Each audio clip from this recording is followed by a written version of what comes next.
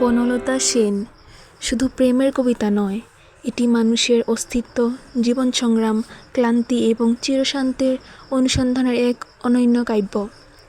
জীবনানন্দ দাশ তার অসাধারণ কাব্যভাষা ও চিত্রকল্পের মাধ্যমে বাংলা সাহিত্যে এই কবিতাকে অমর করে তুলেছেন।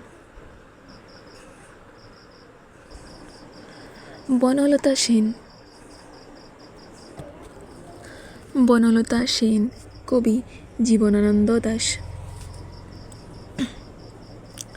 হাজার বছর ধরে আমি পথ হাঁটিতেছি পৃথিবীর পথে, সিংহল সমুদ্র থেকে নিশীথের অন্ধকারে মালয় সাগরে অনেক ঘুরেছি আমি। বিম্বিসার অশোকের ধূসর জগতে সেখানে ছিলাম আমি। আরও দূর অন্ধকারে বিদর্ভ নগরে আমি ক্লান্ত প্রাণ এক, চারিদিকে জীবনের সমুদ্র সফেন। আমারে দুদণ্ড শান্তি দিয়েছিল নাটোরের বনলতা সেন। চুল তার কবেকার অন্ধকার বিদিশার নিশা, মুখ তার শ্রাবস্তির কারুকার্য, অতি দূর সমুদ্রের পর হাল ভেঙে যে নাবিক হারে আছে দিশা।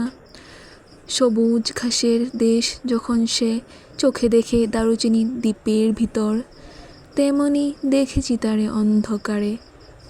বলেছে সে, এতদিন কোথায় ছিলেন? পাখির নীড়ের মতো চোখ তুলে নাটোরের বনলতা সেন।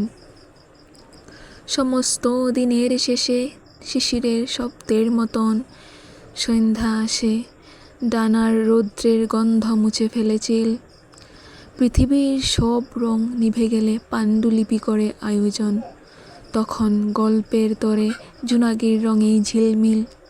সব পাখি ঘরে আসে, সব নদী ফুরায় এই জীবনের সব লেনদেন, থাকে শুধু অন্ধকার মুখোমুখি বসিবার বনলতা সেন।